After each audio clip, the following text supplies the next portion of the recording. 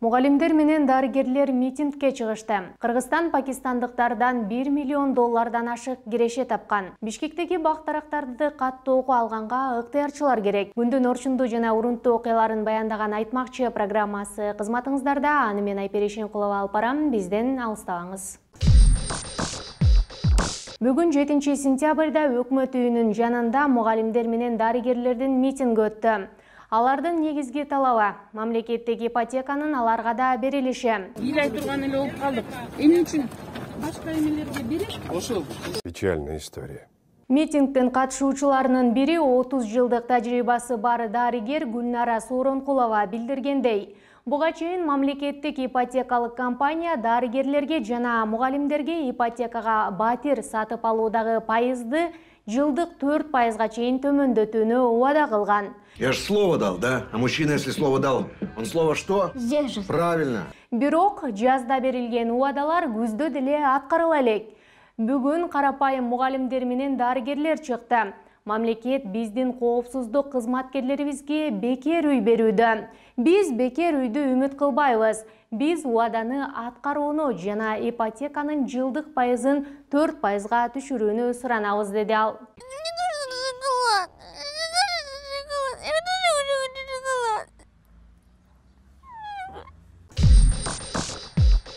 Тышкы иштер министрлиги менен Манас эл аралык аэропортунун жетекчилери Кыргызстанга келген пакистандыктардан өлкө канча каражат тапканын айтып беришти.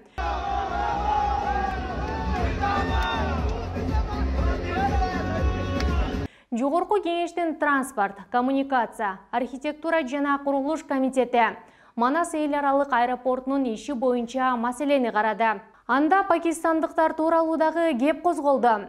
Аба майдандын башкаруучулугунун башкы директору Бакыт Шаршеевдин айтымында, Пакистандын Исламабад, Лахор жана Сиалкот шаарларынан Кыргызстанга 65 чартердик рейс келген. Мына Бостер айылындагы пакистандыктар. Пакистандыктардын бардыгында тең туру визасы бар. Шаршеевдин берген маалыматына караганда, Манас аэропорту пакистандык туристтердин эсебинен 540 000 доллар тапты. Сколько? Ал эми тышкы иштер министринин орун басары Айбек Артыкбаев Кыргызстанга жыл башынан бери 10 000 пакистандык келгенин эске салып, алардын ар бири электрондук виза үчүн 51 доллардан төлөгөнүн билдирди. Подожди, ребят, по 100 рублей скиньтесь, пусть отстанет. Не, я не такой. Давайте по 300 рублей. Во, я такой. Да.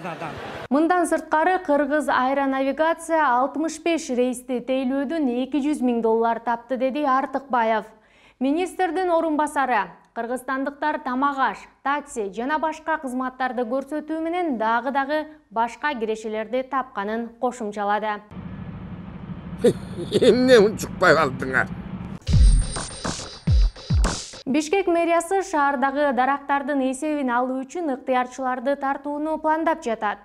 Ыктыярчыларды кайсыл бакты кандай критерий менен аныктоо керектигин үйрөтүү пландалууда. По вашим многочисленным просьбам в эфире «Вечерняя страничка» платные частные объявления. Эгерде сиз бактарактарды өстүрүүгө кызыксаңыз, ушундай ишке убактыңызды коротууга даяр болсоңуз, анда бул акция сиз үчүн. Бизге тез арада шаардагы дарактардын эсебин алууга жардам берүүчүлөр керек деп айтылат мэриянын билдирүүсүндө. Идея крайне заманчива, но... Мэрия иш-чарага келген бардык ыктыярчыларга акцияга катышкандыгы тууралуу сертификат жана билим берүү мекемелерине бериле турган керектүү коштомо каттарды аларын белгиледи. Ясненько. Ыктыярчылар күнүнө 4 сааттык убактысын бөлүшү зарыл. Эртең мененки смена 9:00-дөн 12:00-гө чейин, ал эми түштөн кийинки смена саат 14:00-дөн 17:00-гө чейин. Акция 13 сентябрдан 24 сентябрга чейинки 2 апта аралыгында болот. Ишемби, жекшемби күндөрү дем алыш.